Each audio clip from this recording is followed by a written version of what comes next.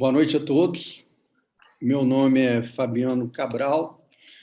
Eu estou como presidente da Comissão de Combate à Corrupção da Ordem dos Advogados do Brasil, seccional Espírito Santo, e agradeço a presença de todos vocês, agradeço a presença de membros do Conselho Federal que fazem parte da Comissão de Combate à Corrupção conjuntamente comigo, agradeço a eles. Registro também a presença dos residentes da Procuradoria-Geral do Estado do Espírito Santo, também agradeço a eles. E, em especial, eu faço um agradecimento ao Dr. Bruno Salles.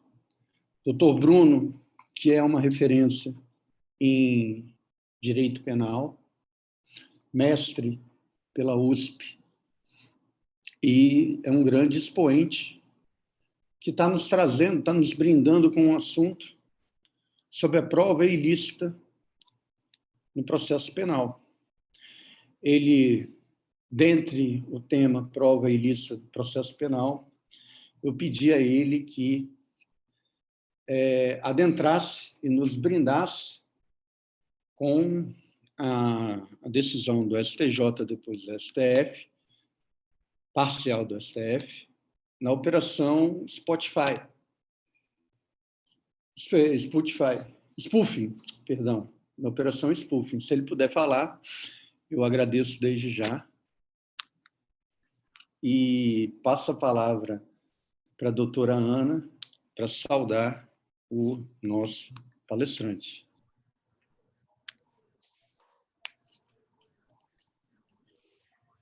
Mais uma vez, boa noite a todos os presentes. Eu gostaria de agradecer, em nome da comissão, novamente, pela presença de todos, agradecer ao Dr. Bruno por prestigiar os nossos trabalhos, né? Mesmo com a agenda dele sendo tão concorrida, a gente sabe que e mais ainda por nos trazer um tema, como o doutor Fabiano já falou, tão importante, né? Sobre o qual muito se tem debatido, mas nem sempre com a profundidade e cautela que o tema merece, né? E isso o nosso palestrante de hoje faz com maestria. Durante as últimas semanas se falou muito sobre prova, né? Por conta das decisões aí do Supremo Tribunal Federal. Mas uma coisa importante para se ter em mente, ressalvados aí os casuísmos, é que a prova no processo penal, ela reflete diretamente no exercício do poder punitivo. E por isso é imprescindível que haja aí mecanismos de controle em torno dessa prova, né, para que se possa, a partir deles, estabelecer não só procedimentos próprios de obtenção, colheita e apresentação das provas, mas principalmente limites, né? E a teoria da prova ilícita, ela vem justamente como um limite à liberdade que as partes dispõem para buscar a prova que vai ser trazida para o processo, né? E como uma das formas aí de garantir que a conclusão desse processo seja o alcance da verdade processual, superada aí aquela ideia de que a finalidade do processo é a busca pela verdade real, né? Já que o que se busca é uma verdade obtida em estrito cumprimento às regras processuais, né? E com preservação aí de todas as garantias inerentes. E percebam que no caso da inadmissibilidade da prova ilícita, nós estamos falando de um limite estabelecido constitucionalmente, né? Já que a Constituição traz lá no artigo 5º a proibição categórica da utilização de provas obtidas por meios ilícitos, né? No processo aí de um modo geral. E aí se poderia questionar, mas então por que tanta discussão em torno do uso ou não da prova ilícita no processo penal, né? E hoje, aí mais do que nunca, né, se discute essa limitação, principalmente em razão do fenômeno que a gente sabe que ficou conhecido aí como vaza-jato, né? E aqui eu faço uso até de licença poética para mencionar esse termo que ficou tão controverso. Mas fato é que eu penso que nós devemos procurar deixar de lado assim, questões ideológicas, nos distanciar do efeito de algumas expressões, como a que diz que os fins justificam os meios, e tantas outras, para estabelecer um diálogo consciente sobre a prova ilícita, né? Sem esbarrar aí no eventual sentimento individual de justiça de cada um de nós. Porque é importante que uma discussão apropriada sobre o tema seja feita, não só para nós operadores de direito, mas para a evolução do pensamento crítico de um modo geral, né? E tendo isso em mente, então eu vou agradecer mais uma vez ao Dr. Bruno e passar a palavra a ele, sem mais demoras, para que ele inicie aí a sua explanação. Bom, muito obrigado, doutora Ana Maria. Sua explanação inicial aí já cobre boa parte da fala que eu preparei aqui, então eu já agradeço, que vai poupar bastante aqui o meu trabalho. Eu queria agradecer ao doutor Alexandre Alves também por essa calorosa recepção e agradecer ao Fabiano Cabral pelo convite, por esse honroso convite, a toda a comissão de combate à corrupção da OAB do Espírito Santo e a todas e todos que estão acompanhando aqui. Eu confesso que estou até um pouco assustado, né? Temos mais de 120 pessoas aqui acompanhando ao vivo essa live, numa terça-feira à noite, no meio de uma pandemia. É um público bastante grande e, com certeza, muito seleto. E hoje, Fabiano, nós vamos falar sobre prova. Sempre que eu vou falar sobre esse assunto, eu fico um pouco tenso, porque nós estamos adentrando o processo penal, que é uma área que eu conheço na prática, não é uma área em que eu dediquei estudos acadêmicos, salvo um ou outro artigo um pouco mais aprofundado, né? Hoje pela manhã, quando eu mandei o convite em alguns grupos, na verdade, a professora Silvia Steiner pediu o convite para ela assistir, e o professor Maurício Zanoide falou: eu vou estar no carro, mas eu vou entrar. E na hora que o professor Maurício Zanoide falou isso, eu falei: eu vou desistir de falar de prova, né? Se falar sobre prova no processo penal na frente do professor Zanoide é quase uma covardia, né? É algo que parece que a gente não tem nada muito para falar. Então, por isso, ao invés de fazer uma explanação acadêmica sobre teorias da prova ilícita, sobre algumas modernas teorias que ainda não chegaram até no Brasil, teorias de reaproveitamento da prova ilícita, eu acho que essa não é a questão. Eu quero trabalhar aqui com alguns conceitos básicos, né? Eu vou fazer uma exposição, eu sempre gosto de fazer isso, porque meus melhores professores da faculdade, eles faziam isso, eles diziam o que eles iam falar, aonde eles iam chegar e como eles iam passar por isso. Então, a minha fala hoje, ela vai ter um ponto sobre a prova, sobre alguns conceitos relacionados à prova, que é uma palavra muito polissêmica, que tem vários sentidos. Depois eu vou falar um pouquinho do direito à prova, vou falar de prova ilícita, e sim entrar um pouquinho nessa teoria. Vou falar sobre a admissão da prova ilícita pro réu. Essa é uma questão que vai ser bem importante na segunda parte da exposição. Vou tratar de algumas teses jurisprudenciais que nós vemos hoje em dia que procura convalidar o uso de provas ilícitas em determinadas circunstâncias, para, ao fim, eu poder falar dessas conversas, desses diálogos que foram revelados, que foram interceptados em um primeiro lugar e que depois foram apreendidos no segundo lugar, no bojo da operação spoofing. E aqui vai ter uma diferença grande que a gente vai ter que discutir, né? Ao final, eu vou falar um pouco de como o Supremo Tribunal Federal está tratando essa questão dessas provas nesse momento, tentando fazer uma diferenciação entre a licitude da prova e o valor probatório dessa prova, né? Uma avaliação crítica sobre essa prova que vai ter que ser feita dentro do contraditório. Não sei se ao final nós teremos mais respostas ou mais perguntas. Eu ainda me questiono muitos pontos em relação a tudo isso que está acontecendo, mas eu imagino que ao final nós teremos a oportunidade de discutir um pouquinho sobre isso. Então, para a gente começar, eu queria falar sobre esse conceito de prova. A prova, o conceito de prova é um conceito fundamental no processo penal. Ele está no cerne de toda a investigação, de toda a ação penal, e ele é um mecanismo que vai permitir que uma tese, que uma afirmação, basicamente seja afirmada ou infirmada.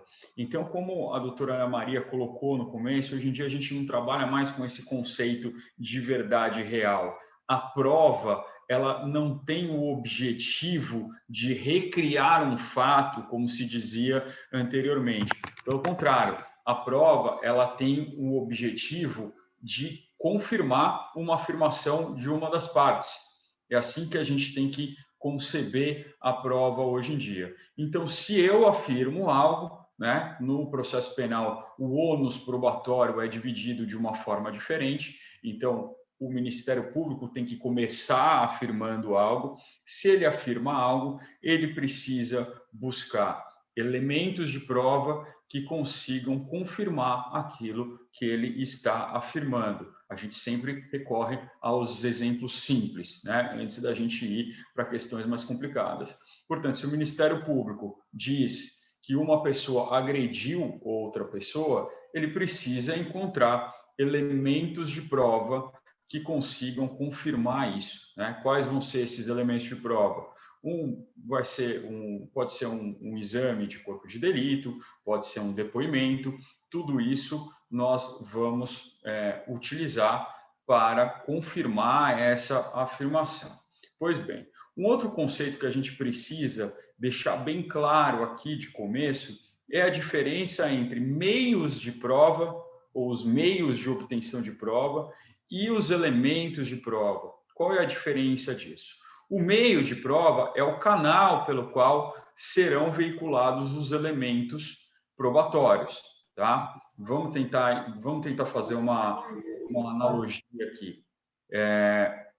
Uma interceptação telefônica, ela é um meio de prova. O elemento de prova é aquilo que foi interceptado. São os diálogos, de fato, são aquelas conversas que foram gravadas pelas autoridades aí legitimamente constituídas e autorizadas por uma autoridade judicial. Existe uma diferença muito grande, porque quando nós vamos falar em prova ilícita mais para frente, a gente vai falar em uma prova que é obtida de maneira ilícita, ou seja, cujo meio de prova é viciado por alguma ilegalidade, por alguma proibição. Tá? Então, esses conceitos eles precisam ficar bem claros para que a gente possa entender lá na frente a diferença de que um mesmo elemento de prova pode ter tido meios de provas diferentes, e um ilícito e outro lícito. Aqui eu vou querer fazer essa discussão com vocês. Tá? Eu já dou até um spoiler. As mesmas conversas foram obtidas por um hacker, mas também foram obtidas pela Justiça Federal por meio de uma busca e apreensão. Aqui é onde lá na frente a gente vai começar a ter um pouco de confusão, por isso que eu preciso deixar esses conceitos bastante claros para que a gente possa avançar. Tá? E eu quero avançar também, indo para o segundo ponto, mostrando que a prova é um direito que existe dentro do processo penal. As partes têm o direito à prova, tanto a acusação quanto a defesa. Esse é um direito que vai ser exercido dentro do processo penal e ele vai se decompor em vários outros corolários desse direito fundamental à prova. É o direito à investigação, direito de achar provas, né? O direito de proposição, que é o direito de pedir essas provas, pedir que provas sejam coletadas, pedir que provas sejam produzidas, o direito de admissão dessas provas que são propostas, o direito de exclusão de provas que são inadmissíveis, né? Aqui a gente fala inadmissíveis porque a gente está falando de prova ilícita e prova ilegítima, que houve uma divisão em determinado tempo. Hoje em dia a gente fala só em provas ilícitas, né? O direito ao contraditório no momento da produção dessas provas, né? E, por fim, o direito de avaliação dessas provas, de avaliação do valor probatório de que isso terá dentro do processo penal. Onde nós vamos exercer todos esses direitos?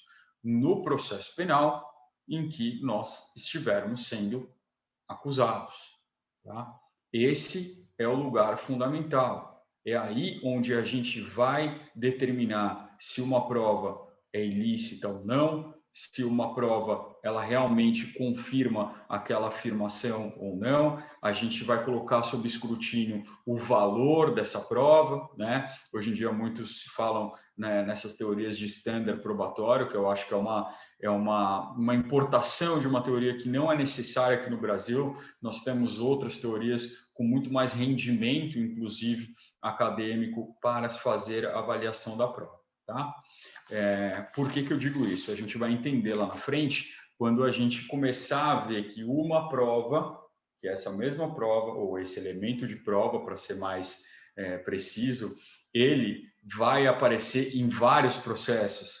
E em cada processo, esse mesmo elemento, ele vai ter um papel.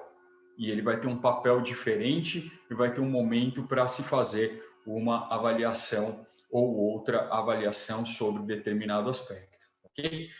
Até agora está claro? Posso continuar? Se alguém tiver alguma dúvida, eu prefiro já ir matando aí no meio. Levanta a mão aí, eu não sei quem controla isso, mas a gente está num bate-papo aqui, a gente vai falando, tá? Bom, então, seguindo aqui, já que ninguém levantou a mão, né? O silêncio serve como consentimento aqui, embora não no processo penal, graças a Deus, na verdade, graças a toda a construção racional do processo penal dos últimos aí 200 anos, nós chegamos à questão da prova ilícita. E uma primeira coisa que precisa ficar bem claro é por que uma prova ilícita não serve no processo penal? É isso que tem que ficar bastante claro e é algo que às vezes a gente não pensa muito. A gente tem quase um axioma na cabeça do artigo 157 do CPP, do artigo 5º, inciso 56 da Constituição da República, e a gente não pensa, a gente sabe, bom, as provas ilícitas são inadmissíveis e devem ser desentranhadas dos autos. E a minha pergunta fundamental é, por quê? Por que isso é assim? Por que uma prova obtida do meio ilegal ela deve ser retirada dos autos? Mais do que isso, por que uma vez feita, uma vez obtida uma prova de maneira ilícita, você sequer pode repetir ela, né? Senão seria muito fácil. Eu junto um extrato bancário nos autos, obtido sem autorização judicial, por que o juiz não pode ir lá na sequência e falar, não, eu estou dando a decisão de quebra de sigilo bancário nesse momento? Por que isso não pode acontecer? Da onde vem essa proibição? Senão seria muito fácil, né, convalidar qualquer prova ilícita. Na verdade, você não pode fazer essa convalidação, você tem que considerar essa prova ilícita e inocuizar essa prova para sempre, inclusive nas teorias mais modernas, no projeto de Código de Processo Penal, você tem até que tirar o juiz que teve contato com essa prova ilícita. Essa é uma bandeira que os processualistas levantam muito. Um juiz que teve contato com a prova ilícita não pode mais ter a imparcialidade devida, ele se contamina com aquela informação, né? Por que isso deve acontecer? E, fundamentalmente, tudo isso está atrelado a uma maneira de se sancionar o Estado por uma má prática. Se o Estado não consegue regularmente se desincumbir da sua carga probatória, do seu ônus probatório, se ele faz isso de maneira ilícita, o Estado precisa ser sancionado com a impossibilidade da acusação, com uma frustração indireta à pretensão punitiva, né? E, eventualmente, até com a sanção dos agentes que estiveram relacionados à obtenção ilícita desse elemento de prova, tá? E por que isso deve acontecer? Por que nós devemos usar essa sanção ao Estado? Para que isso não se repita. Porque se eu convalidasse toda a prova ilícita, se eu permitisse que depois da juntada de um extrato sem origem aos autos, eu admitisse que houvesse uma decisão do juiz a posteriori, ora, isso seria feito a todo momento. Então, você não precisa mais de quebra de sigilo bancário. basta que você faça quebras ilegais e depois tenha uma autorização subsequente, né? Essa é a razão pela qual se sanciona o Estado de maneira inegociável. É daí que vem esse regime, essa teoria da prova ilícita. Pois bem, é daí também que a gente vai entender por que em determinados momentos se poderá utilizar a prova ilícita, principalmente quando nós estamos falando da prova ilícita pro réu, que tem uma guarida hoje em dia majoritária na doutrina processual. Aqui eu cito o professor Grinover, Scarance e Magalhães, que trazem essa teoria há muito tempo. Existem vários fundamentos para essa teoria, até um estado de necessidade que fundamentaria a obtenção pelo próprio particular de uma prova ilícita que afastaria eventualmente até crimes dessa pessoa que cometeu uma ilegalidade para produzir uma prova de inocência, tá? Você estaria coberto sob o estado de necessidade. É claro que alguns doutrinadores, o professor Guilherme Madeira, aqui, uma grande referência de processo penal, ele vai até matizar isso, ele vai falar, a gente precisa olhar isso à luz do princípio da proporcionalidade, né? Eu não posso, por exemplo, eu vou dar um exemplo aqui um pouco absurdo, mas você imagina que eu estou sendo acusado de calúnia, de um crime contra a honra, e para que eu possa produzir uma prova para mim, eu vou lá e torturo uma pessoa. É claro que nesse caso, quando a gente sopesa os bens jurídicos, o meu meio ilícito, obviamente, não vai justificar a produção de prova para mim. Então, isso sempre tem que ser matizado de alguma forma. Mas o uso da prova ilícita produzida pelo Estado, veja que eu estava até agora falando do uso da prova ilícita produzida pelo particular que avança, pelo particular que eventualmente acessa um e-mail ilegalmente, pelo particular que pega o celular da outra pessoa e pega conversas de WhatsApp dessa pessoa. Mas quando o Estado faz isso e o Estado ilicitamente produz provas, né, por meios ilícitos, produz elementos de prova que são exculpatórios da defesa, e veja só, quando eu uso esse termo mais genérico, exculpatórios, é porque não são provas só da absolvição, são provas que podem ser utilizadas pela defesa para que demonstre que ela foi vítima de uma ilegalidade no processo, tá?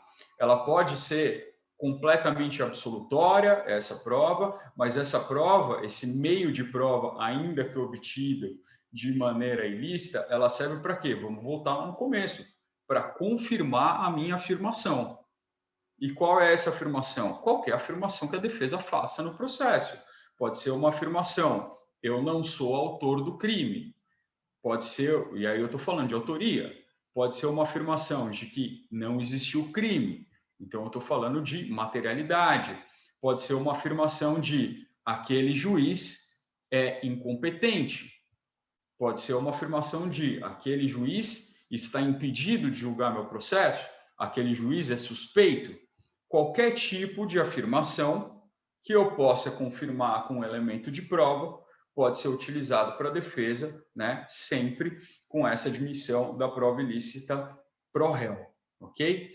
Também nas cortes superiores, no Supremo Tribunal Federal, no Superior Tribunal de Justiça, nós temos jurisprudência farta em relação a isso hoje em dia, que inclusive foram bastante colacionadas nesses últimos julgamentos. E eu destaco aqui o voto do ministro Lewandowski no HC 164493, que tratou bastante dessa matéria. Esse HC que eu falei foi o HC, é o famoso HC da suspeição do Lula, tá? Que começou a ser, não, retomaram o julgamento dele e parou de novo e ficou para cenas dos próximos capítulos, tá? Bom, então só recapitulando aonde a gente chegou. A gente tem uma unanimidade que a prova ilícita é inadmissível no processo penal, que ela não serve para acusação, que ela não pode ser utilizada como uma sanção ao próprio Estado, mas que nós temos uma exceção unânime, que é quando essa prova ilícita pode ser utilizada para uma tese defensiva aí do réu, ok? Paralelamente a isso, e eu também vou trazer algumas teses aqui que são bastante jurisprudenciais, que estão bastante ligadas ao cotidiano forense, nós temos algumas correntes, principalmente em cortes regionais, mas que estão se alastrando cada vez mais no Superior Tribunal de Justiça, que são teses que, de uma forma ou outra, acabam tentando convalidar provas ilícitas, tá? E, infelizmente, a gente vê isso no processo. Então, não estou nem falando aqui das 10 medidas da corrupção, da tese 8, das tais 10 medidas contra a corrupção, né? As famigeradas 10 medidas, que traziam uma necessidade de flexibilização da prova ilícita obtida de boa fé, né? Que também fica muito fácil, né? Aí a gente consegue convalidar qualquer prova ilícita, é só pedir escusas aí pela nossa ilicitude, que aí você tem convalidada. Não é disso que eu estou falando. São algumas outras teses começam a aparecer e que nós aqui no cotidiano forense começamos a perceber que estão sendo utilizadas para tentar maquiar, ou para usar um termo aqui do direito penal econômico, lavar, dar origem lícita a uma roupagem lícita a uma prova que foi obtida ilicitamente. A primeira dessas teses é uma tese que está crescendo e que ela é muito perigosa e que ela não faz qualquer sentido do ponto de vista lógico. É a tese de que a ilicitude da prova colhida em um inquérito policial não macula a ação penal. Tá? A gente tem um precedente disso no agravo em um habeas corpus 495-749 do STJ, e esse precedente começou a se espalhar porque vários juízes, vários desembargadores, né, principalmente aqueles com a mão mais pesada, que querem de qualquer forma condenar o réu, começaram a utilizar esse argumento para afastar a ilicitude das provas, né? Então veja só, eu tenho um caso concreto, em que um caso de júri, inclusive, não tem nada a ver com direito penal econômico, porque na verdade a gente adora direito penal econômico, mas é no júri que a gente aprende direito penal, são nos crimes de sangue, aí onde a gente vê a complexidade. Pois bem, chega uma pessoa para prestar o depoimento, presta um depoimento horrível contra a minha cliente, é um ex-parceiro da minha cliente, a minha cliente é transexual, ele era o cafetão dela, e no momento do depoimento ele junta um extrato bancário dela e fala que, ó, tá vendo esses R$3.000? Foi o que ela pagou para assassinarem um fulano de tal, né? Obviamente a gente olha isso e sem dúvida nenhuma fala, isso é uma prova obtida de maneira ilícita. Ele acessou uma conta bancária que não era dele, não era conta conjunta, ele não tinha, eles já estavam separados há muito tempo, né? E a gente leva isso ao judiciário e o judiciário nos dá a resposta em primeiro e segundo grau. Olha, não, isso aqui aconteceu no inquérito policial, então isso não vai macular a ação penal e os desdobramentos posteriores, né? Nesse caso é ainda mais emblemático porque esse documento ele é referenciado em todas as decisões, na decisão de recebimento da denúncia, na decisão que mantém prisão preventiva, na decisão de pronúncia. Então, em todos os elementos dos autos está ancorado nesse elemento de prova, mas por não ter sido produzido na ação penal, mas sim no momento anterior da persecução penal, na fase administrativa, na fase policial, se convalidaria essa prova, ela não atingiria a ação penal. É claro que isso é um absurdo muito grande, né? Uma vez que, como eu disse no começo, uma vez que você tem contato com o elemento de prova adquirido de uma forma ilícita, o Estado não pode produzir isso de novo, nem poderia convalidar isso dentro de uma ação penal. Mas essa é uma teoria que está se espalhando aí bastante. Mas a mais importante, e aqui eu também escrevi um artigo sobre isso, que está no Conjur, foi em 2019, em julho de 2019, que é um artigo que traz uma questão muito interessante também de uma jurisprudência do STJ. O artigo chama Por que os dados obtidos com hackers devem ser preservados e periciados.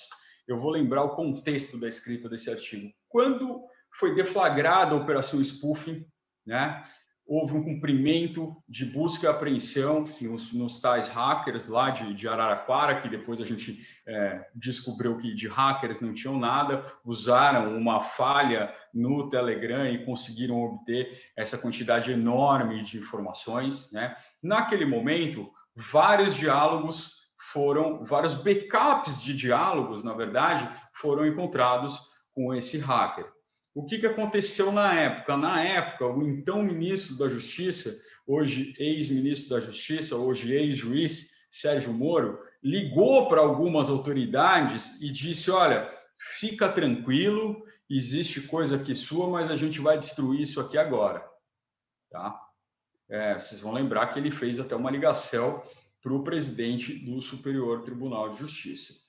E aí a imprensa caiu em cima, toda a imprensa especializada, e disse, você não pode destruir informações que foram obtidas no bojo de uma operação com autorização de um juiz competente, e menos ainda o ministro da Justiça pode fazer isso ou prometer isso para alguém, né? Se ele fizesse isso, ele ia estar cometendo uma série de delitos, inclusive.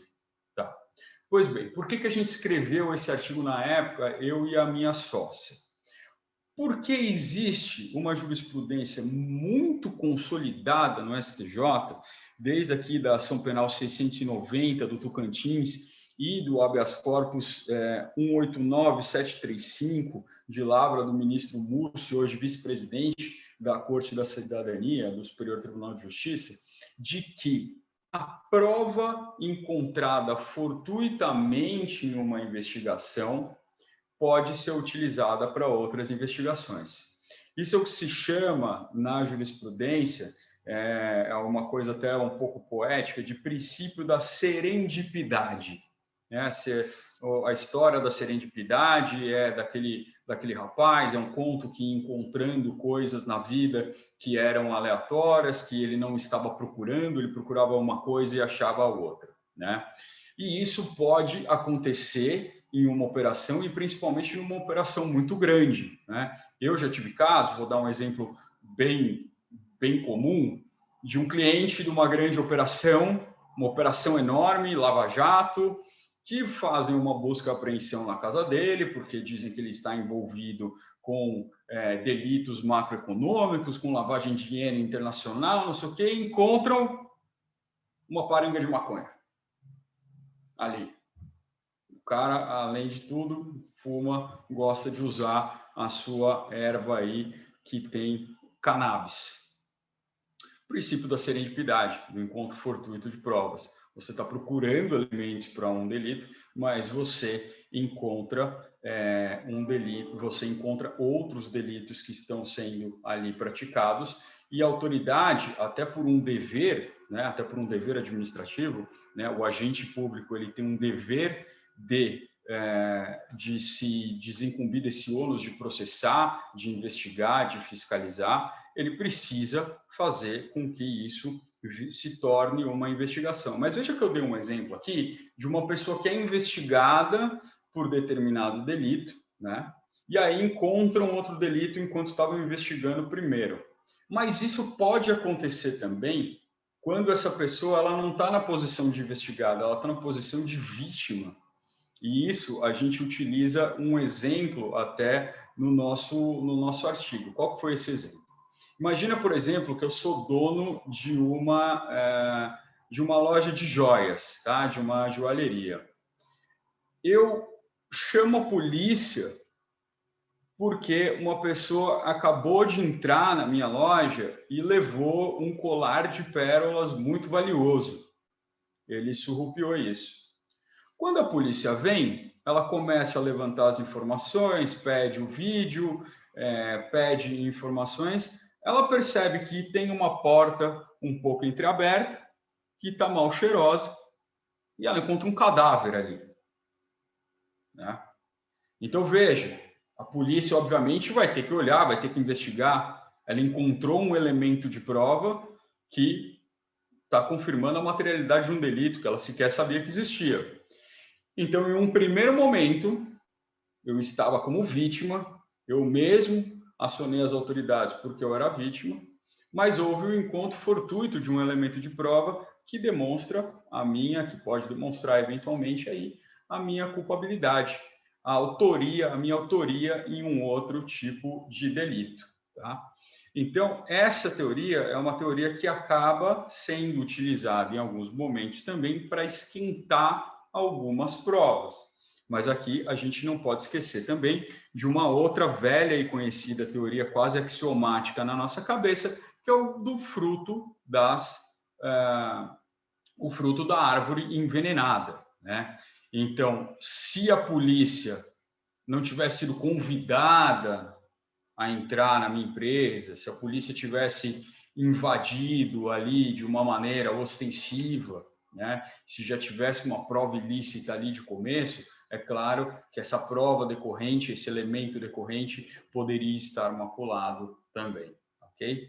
Então, nesse momento aqui, eu termino essa parte das provas, dessa parte um pouco mais conceitual das provas, do conceito de prova, dos conceitos polissêmicos de elementos, meio de obtenção de prova.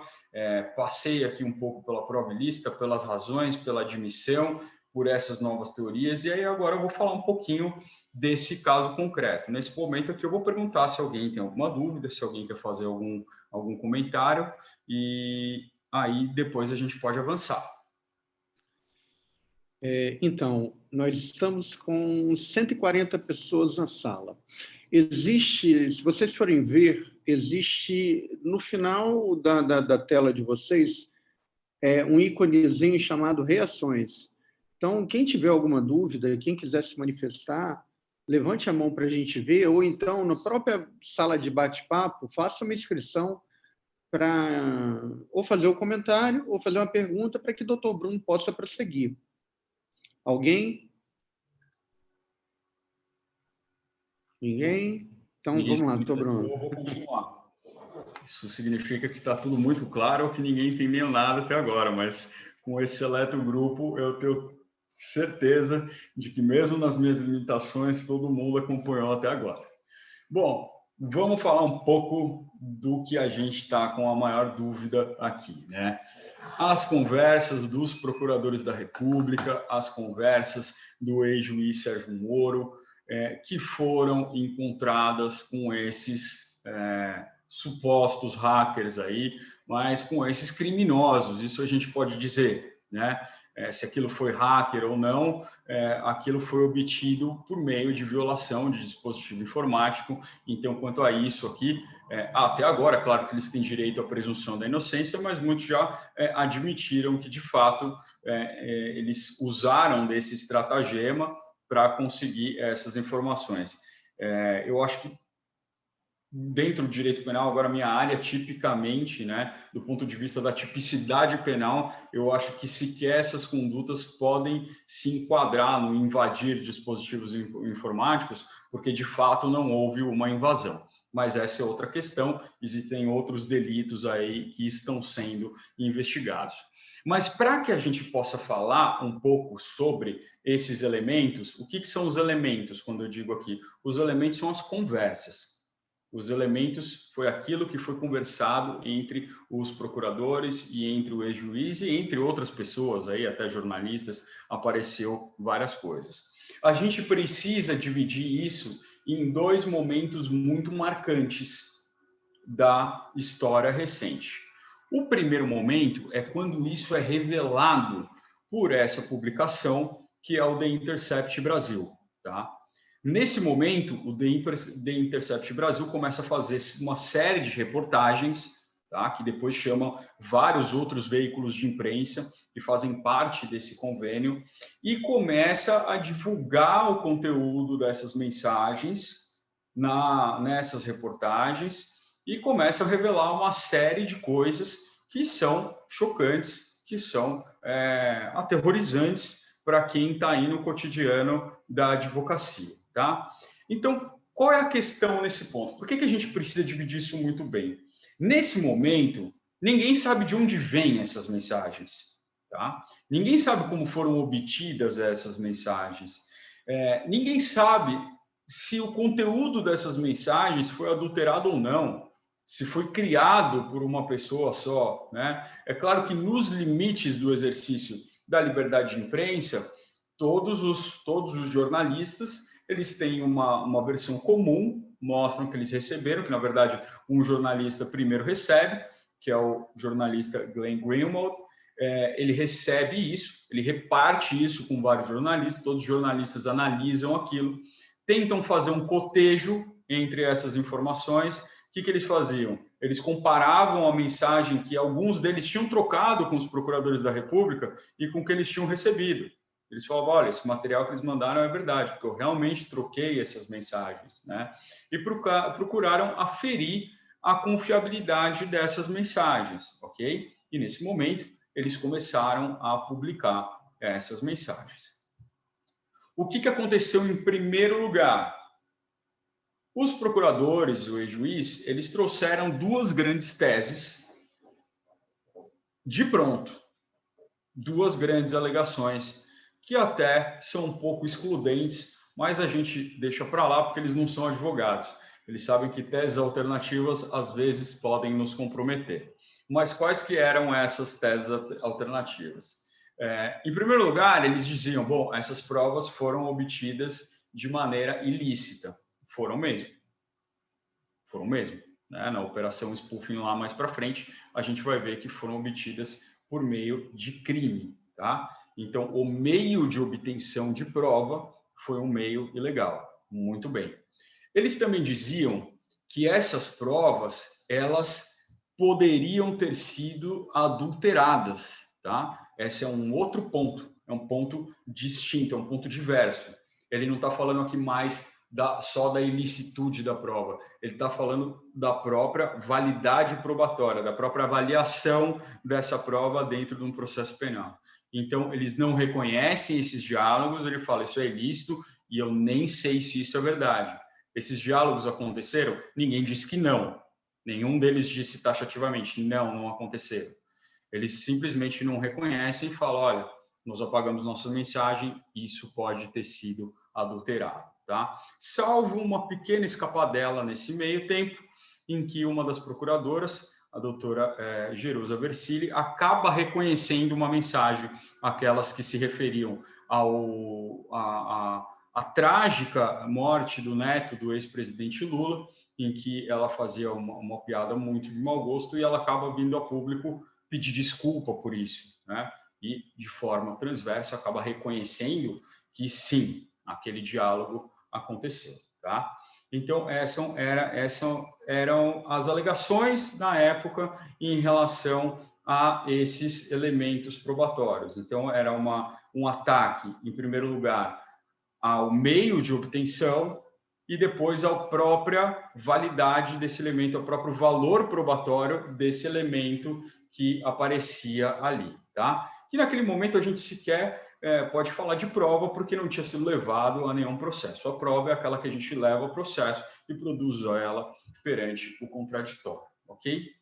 Ocorre que lá em 2019, nessa época, lá pelo meio de 2019, primeiro ano do presidente Jair Messias Bolsonaro, é deflagrada essa operação spoofing. É uma operação da Polícia Federal que se utiliza de vários meios bastante tecnológicos para conseguir chegar a essas pessoas, identificar de onde havia acontecido uma falha, quem poderia ter feito isso, e consegue fazer uma operação bastante impressionante do ponto de vista tecnológico, do ponto de vista de investigação, e chega a essas pessoas, tá? Quando eles chegam a essas pessoas, eles de fato aprendem todos aqueles arquivos com os diálogos. E como eles chegam a esses diálogos? Eles chegam a esses diálogos mediante uma operação, mediante várias medidas cautelares autorizadas judicialmente por uma autoridade competente. Então, veja que esses diálogos na Operação Spoofing, muitos deles que haviam sido enviados para Glenn Greenwald, nessa operação, eles têm um papel diferente. O meio de obtenção de prova deles é lícito, porque como eu obtive esses diálogos? Por meio de uma autorização de busca e apreensão, de interceptação telemática, de quebras de sigilo bancário. Na verdade, todas essas cautelares foram deferidas, mas o que realmente faz com que a polícia chegue a esses diálogos é, de fato, a busca e apreensão. Eles chegam e encontram no computador do Walter Delgatti, o principal deles, lá, o vermelho, encontra no desktop dele, na área de trabalho, uma série de arquivos, dezenas, milhares de arquivos, na verdade, em subpastas, em que ele encontra esses diálogos. Então, nesse momento, veja como isso vai ficando complicado, o meio de obtenção é lícito. E esses diálogos, inclusive, eles são elementos de prova contra os próprios hackers. Nesse momento, eles são elementos de prova que estão confirmando a tese do Ministério Público de que essas pessoas invadiram um dispositivo informático, não vou usar essa palavra invadiram porque ela não é própria, mas que acessaram indevidamente um dispositivo informático de determinadas autoridades, de várias autoridades, e que eles, nesse sentido, incidiram aí em algumas capitulações penais da própria lei de interceptações telefônicas, do próprio Código Penal e várias outras disposições. Esse não é o tema aqui. Então, veja como esse próprio diálogo, nesse processo, ele tem um papel diferente. Ele é uma prova obtida licitamente e ele é um elemento de prova válido, ok? Agora, tem um outro ponto que a gente precisa entender também em relação a esses elementos probatórios que acabou sendo questionado pela defesa dos procuradores da República. Pois bem, foi obtido de maneira lícita porque teve uma autorização judicial. Esses elementos de prova estão ali provando que os hackers obtiveram esses elementos de alguém, mas resta um grande problema que hoje em dia a gente enfrenta, que é o problema da cadeia de custódia, né? Por que eu estou falando isso? Porque lá na frente, a defesa dos procuradores da República, uma defesa muito alentada, uma defesa muito aguerrida, né? E aqui eu não estou fazendo qualquer avaliação de teses defensivas, quero deixar isso bem claro. Estou contando o que foi feito, estou contando uma história, tá? Não estou avaliando casos, se foi bem ou mal conduzido ou não, isso extrapolaria aqui os nossos limites acadêmicos. Estou apenas contando quais são as principais alegações que vão ser levadas na reclamação 43007 pelos advogados que representa o conjunto de alguns dos procuradores da República. Eles dizem, e tem até um artigo na Folha que eu recomendo, eles dizem que essa prova é ilícita e ela é imprestável. Tá? Imprestável no sentido de não presta, né? Não vamos cometer o mesmo erro aqui de Vicente Mateus quando se referiu ao Sócrates, dizer que ele era invendível e imprestável, né? Essa prova, na verdade, ela não teria valor probatório. Por quê? Porque, segundo os advogados, ninguém poderia garantir a integridade dessas mensagens, ou seja, ninguém poderia garantir que essas mensagens não tinham sido adulteradas, tá? Em algum momento. Então, a gente entra aqui em um problema de cadeia de custódia, que é uma matéria muito nova dentro quer dizer, não nova dentro do processo penal, mas que foi tipificada há pouco tempo no próprio bojo do pacote anticrime, que reformou vários artigos do Código Penal e que trouxe do Código de Processo Penal, e que trouxe essas disposições aqui sobre a cadeia de custódia. Deixa eu pegar o artigo aqui para dizer para vocês especificamente. Se eu salvo engano, é o artigo 28, mas eu não vou chutar porque eu não sei de cor. Onde está você? Errei, 158. Estava longe. Mas, basicamente, a cadeia de custódia é uma série de procedimentos que vão garantir que não há uma adulteração naquele elemento probatório, tá? Então, ela envolve vários passos. Aqui, o próprio artigo 158 dá o roteiro: é o reconhecimento, o isolamento, a fixação, a coleta, o acondicionamento, o transporte, o recebimento, o processamento, o armazenamento e, por fim, ao final, o descarte desses elementos probatórios, ok? Tudo isso tem que ser feito de uma maneira muito criteriosa. Nós, advogados, sempre defendemos isso há muito tempo e hoje em dia a gente tem um respaldo legal em relação a isso. Vou dar um exemplo besta de cadeia de custódia, tá? Eu pego um elemento, eu pego um fio de cabelo, coloco dentro de um saquinho, coloco um lacre, tá? Se num determinado momento esse lacre está violado, eu nunca vou conseguir aferir se aquele cabelo que está ali agora dentro daquele saquinho é realmente o cabelo que foi pego na cena do crime, tá? Alguém pode ter ido lá e trocado esse elemento de prova. Essa é a grande razão da cadeia de custódia, da necessidade da cadeia de custódia. Para simplificar de uma maneira bem grande, para a gente não se estender, estou vendo que nosso tempo já está acabando aqui um pouco. Então, o que acontece?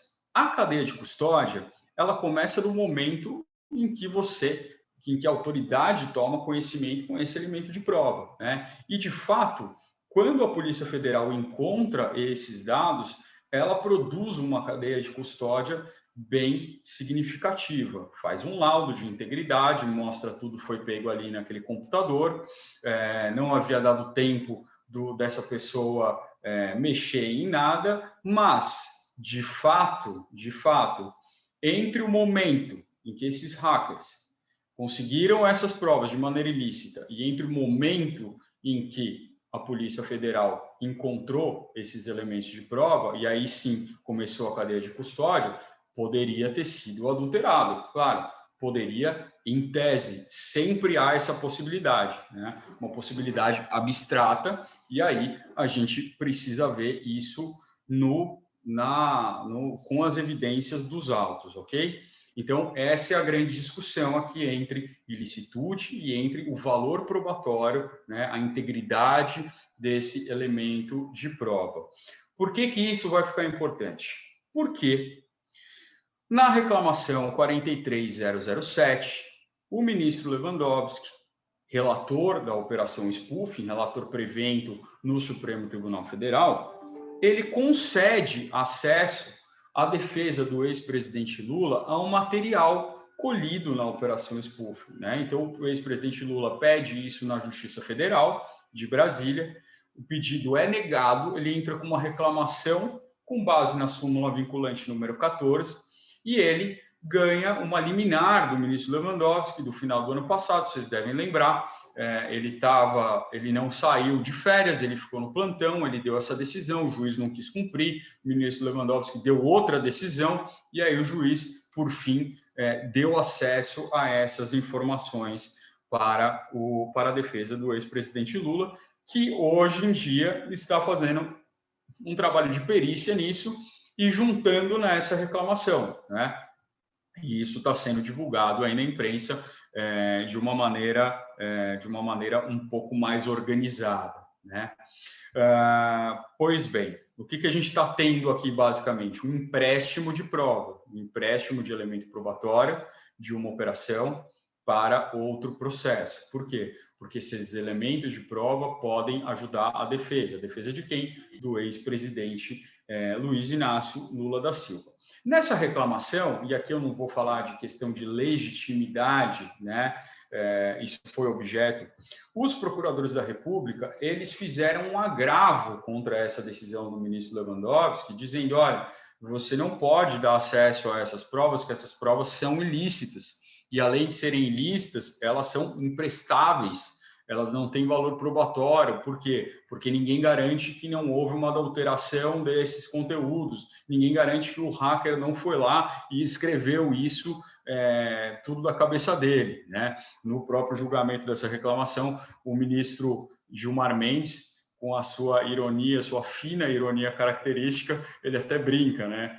Não sei se são os hackers de Araraquara ou são o Gabriel Garcia Marques, porque se ele tivesse a criatividade de criar todos esses diálogos, eles provavelmente poderiam ganhar um prêmio Nobel de literatura, porque são coisas ali muito, muito complexas, muito que tem algum resquício ali de um resquício não, que tem um paralelo com a realidade, né? Você vê o que foi dito, você pega o que aconteceu no processo na época, você consegue ver ali uma grande similitude, uma grande verossimilhança, né? Mas naquele momento, olha que interessante, naquele momento esses procuradores falam sobre isso e o ministro Lewandowski, ele dá um voto que é bastante interessante, bastante importante para entender. O que ele fala naquele momento? Olha, vem cá, isso aqui não é um processo penal em que vocês estão sendo acusados.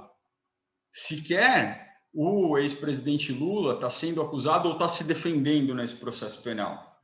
Isso aqui é um lugar em que teve uma apreensão, né? Quem está se defendendo nesse processo são os hackers, quem está acusando é o Ministério Público Federal de Brasília. Então, os procuradores da Força Tarefa de Curitiba, eles sequer são partes desse processo, eles são terceiros interessados e ele até afasta a legitimidade deles de agravar essa decisão. Ele fala, no entanto, tudo isso que vocês estão dizendo, né, se essa prova é ilícita ou se essa prova não tem valor probatório, ela vai ser discutida, ela tem que ser discutida no momento que essas provas ou esses elementos de prova forem juntados em um determinado processo.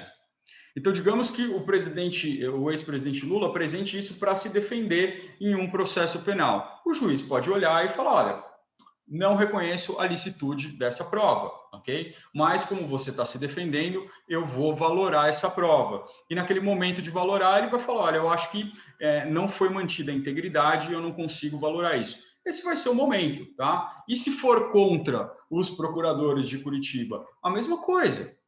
A mesma coisa. Se o Ministério Público Federal um dia pegar essas provas e falar, olha, estou oferecendo uma denúncia aqui contra a Polícia Federal e contra os procuradores, porque ficou claro que eles inventaram um depoimento que nunca existiu. Né? Então, você tem uma falsidade ideológica clara. O que esses procuradores vão poder fazer no primeiro momento processual? Entrar com habeas corpus e dizer, essa prova é ilícita, retire dos autos, tranque essa ação penal. Tá? Eles vão poder fazer isso antes? Antes não, porque ela não é uma prova. Ela tem um potencial, mas ela ainda não foi produzida dentro do contraditório, ela sequer foi apresentada a um processo. E a gente vai ver isso lá na frente, quando se é julgado o HC 164-493, o HC da suspeição, que você vê o ministro Lewandowski com uma posição diferente, mais coerente com o que ele tinha dito anteriormente. Por quê? Naquela reclamação da operação spoofing, naquela reclamação em que se tratava do empréstimo de prova, ele falou, aqui eu não vou falar sobre validade da prova, sobre licitude da prova. Mas quando ele vai falar dessas provas no processo em que o Lula se defende, no HC, ele tem uma posição diferente. E aí sim, ele avalia o conteúdo dessas provas. Ele avalia a licitude, ele faz um grande tópico mostrando essa possibilidade de utilização da prova ilícita pro réu, e ele avalia a validade também, né? Naquele momento, no primeiro momento, naquela reclamação, ele diz o seguinte, a questão relativa à autenticidade ou ao valor probatório de elementos colhidos pela defesa é tema a ser resolvido no bojo dos processos em que juntado. Lá no HC, onde isso foi juntado, tá? Ele diz o seguinte, reputo não existirem maiores dúvidas sobre a fidedignidade do teor das mensagens privadas.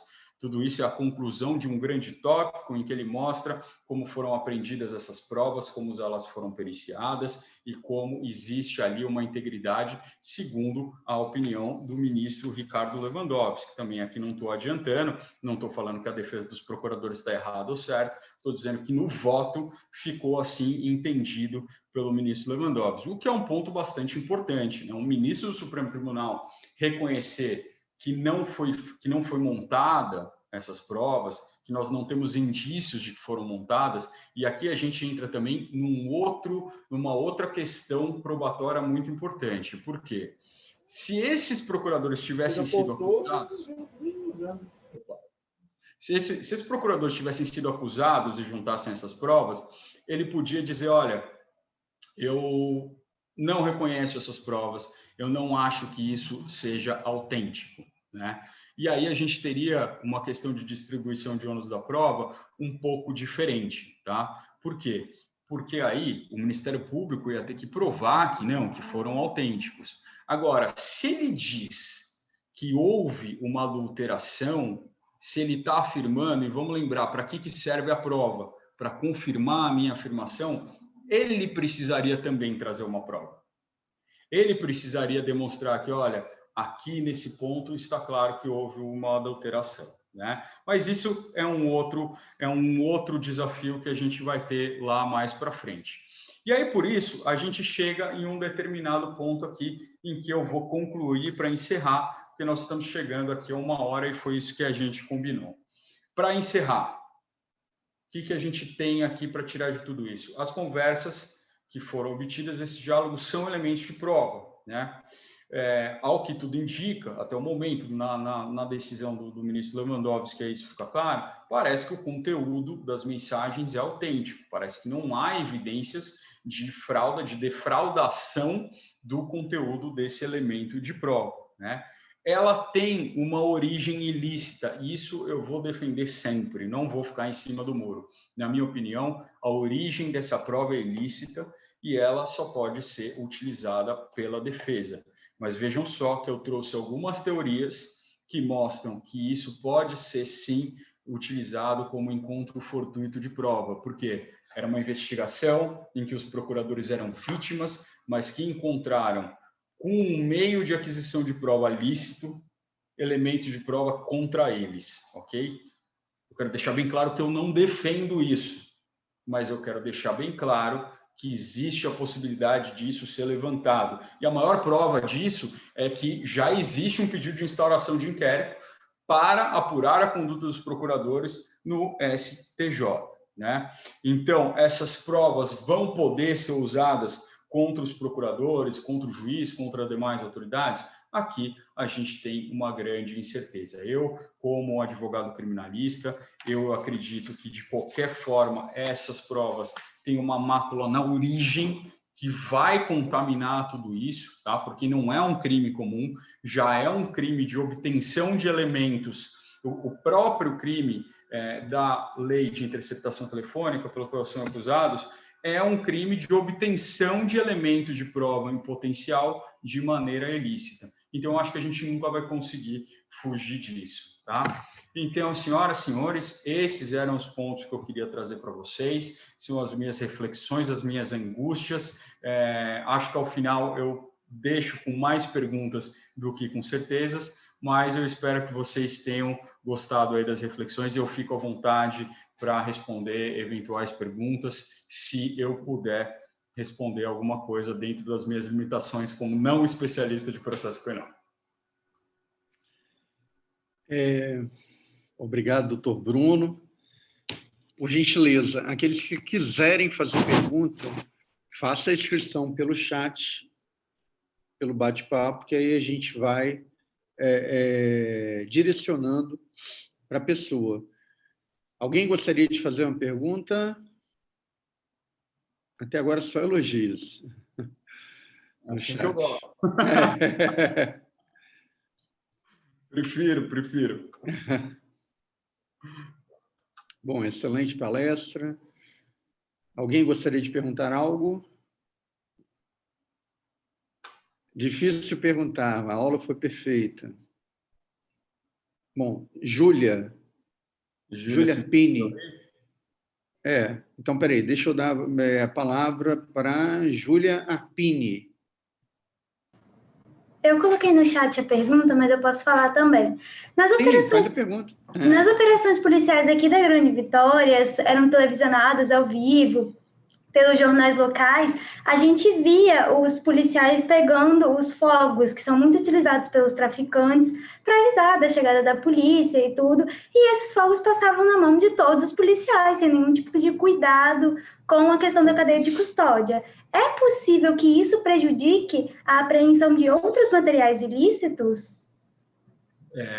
Bom, a gente precisa ver muito as circunstâncias do que é a acusação, né? A gente vê, quando a gente fala de foguete, o grande fogueteiro, o tipo penal dele, por excelência, é associação ao tráfico, né? Então, você vai falar, bom, ele não vendia, ele não praticava a mercância, a traficância da substância proibida, mas ele auxiliava uma organização criminosa a não ser pega, a poder fazer o seu comércio de uma maneira que a polícia não interviesse. Então, se essa for a grande acusação de uma determinada pessoa, é claro que a gente conseguir situar esse elemento tão simbólico que que são os fogos, né, de artifício, na posse dessa pessoa, vai ser muito importante para a gente situar uma cadeia de custódia, né? Porque senão o que pode acontecer? Bom, você pega o rapazinho que está ali, de origem humilde, de sandálias havaianas, sentada, joga 2 rojões, literalmente segura esse rojão aqui, joga no colo dele e fala, bom, é fogueteiro ou associação ao tráfico, né? É claro que a gente ter assegurado uma cadeia de custódia nesse lugar é muito importante. Senão, a gente tem uma situação muito fácil. A verdade é que a gente discute isso muito em crimes econômicos, mas quando a gente vai para crimes comuns, é muito difícil, né? Principalmente quando a gente está falando desses crimes que são os grandes crimes odiados pela população, tráfico de drogas, é traficante não quero saber onde estava, onde encontrou, de quem que era a mochila. A minha sócia aqui faz um trabalho muito bacana no The Innocence Project Brasil, que faz revisão de alguns casos, e a gente vê isso, né? A gente tinha um caso de uma condenação por tráfico de drogas, de um cliente que acabou sendo exculpado, apareceu no Fantástico essa história, e eles falavam que encontraram a droga na mochila dele. E aí a gente conseguiu produzir provas lá de vídeo que ele estava com um nenê, ele não estava com a mochila, ele carregava um bebê, né? E aí falaram que encontraram, então a mochila, e ele falava, a mochila não era minha, eu tinha outra mochila, na minha mochila tinha desenhos, isso aqui não era meu, né? Então tudo isso é muito importante também em outros delitos. Alguma outra pergunta? Alguma inscrição? Júlia agradeceu. Alguém mais? Bom, acredito que não tem perguntas. Bruno. Eu vou pedir o reconhecimento da prescrição, da pretensão punitiva aqui do palestrante e a extinção da minha punibilidade aqui. Doutor Bruno, veja bem, a palestra, a aula que o senhor deu foi assim, sensacional. Entrou nesse tema bem relevante que está sendo a operação spoofing. O chat só está tendo elogios e agradecimentos, e eu reitero esse agradecimento, porque no primeiro convite o senhor aceitou plenamente, com grande satisfação de estar aqui conosco. Eu sei que o tempo do senhor é precioso. São Paulo está passando por um lockdown ferrenho. Hoje o senhor teve sustentação no STJ, então eu agradeço por demais o carinho que o senhor está tendo com a Comissão de Combate à Corrupção da OAB do Espírito Santo.